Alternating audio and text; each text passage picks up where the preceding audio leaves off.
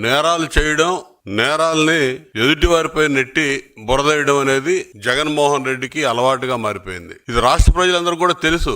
అతని నేర స్వభావం, అతని నేరాలు కప్పించుకోవడానికి ఎదుటివాడి మీద అవి నెట్టేయటం. 2 రోజుల క్రితం జరిగినటువంటి పొదిలి పర్యటన, జగన్మోహన్ రెడ్డి హెచ్డి బర్లీ పొగాకు రైతుల సమస్య పరిష్కరించడానికో వారిని పరామర్శించడానికో పేరు మీద పొదిలి పోయి నానా యాగి చేసి వచ్చాడు. అక్కడి నుంచి అక్కడ ఉన్నటువంటి సమస్య పరిష్కారానికి ప్రభుత్వం అన్ని రకాల చర్యలు తీసుకుంది. ఈయన మాత్రం రైతుల పరామర్శ పేరు మీద జిల్లా మొత్తం సమీకరణ చేసి సంఘ విద్రోహ శక్తుల్ని, రౌడీ మోకల్ని అందరిని కూడా ఆ గుంపులో కలిపేసి రైతుల పరామర్శ పేరు మీద పొదిలెళ్ళాడు. పొగాకు రైతుల సమస్య ప్రభుత్వం దృష్టికి వచ్చింది.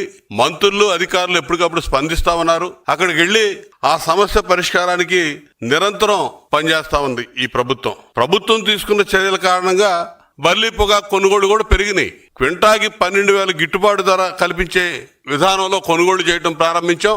దానికి అనుగుణంగా కొనుగోళ్లు పెరిగినాయి. సమస్య పరిష్కారం దిశగా ప్రభుత్వం చర్యలు తీసుకుంటుంటే వారిని పరామర్శించాలని చెప్పి అక్కడికి వెళ్ళేవాడు పొగాకు రైతుల్ని 10 మందిని పిలుచుకొని వెళ్ళి మాట్లాడతారు. ఆ యాడికి వెళ్ళి ఏం జరుగుతా ఉంది, ఎలా ఉంది పరిస్థితి, ఏం జరుగుతుంది అనేది మాట్లాడాలి ఎవడన్నా.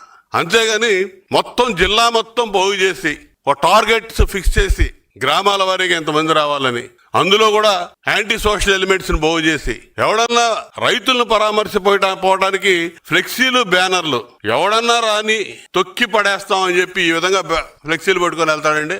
ఎవడన్నా చూడండి, ఎవడన్నా రాని తొక్కి పడేస్తాం. ఎవరిని తొక్కి పడేస్తాడు? నువ్వు రైతుల పరామర్శ పేరు పెట్టి ఈ ఫ్లెక్సీలు పట్టుకొని వెళ్ళావంటేనే 40,000 మంది వచ్చారని చెప్పి జగన్మోహన్ రెడ్డి చెప్తున్నాడు. 40,000 మంది ఎందుకు వస్తారు? పొగాకు రైతుల సమస్య మీద వాళ్ళ పరామర్శకు నువ్వు వెళ్తే 40,000 మంది ఎందుకు వచ్చారు? ఆ 40,000 మంది ఈ ఫ్లెక్సీలు ఏంటి? ఎవడన్నా రాని తొక్కి పడేస్తావనే బ్యానర్లు ఏంటి? ఎవడ తొక్కుతావు నువ్వు? ఏంటి నీ రౌడీజం ఏంటి? నీ రౌడీ రాజకీయాలు చేస్తే ఇక్కడ సహిస్తా కూర్చుంటాను అనుకుంటావా? ఏమనుకుంటున్నావు నువ్వు? ఎవడు కూడా ఇక్కడ రెడీగా లేరు. నువ్వు చేసేటటువంటి ఈ నేరాలు, ఘోరాలు అయిపోయింది, టైం అయిపోయింది. దాడులు, హింసకి ఈ రాష్ట్రంలో తావులేదు.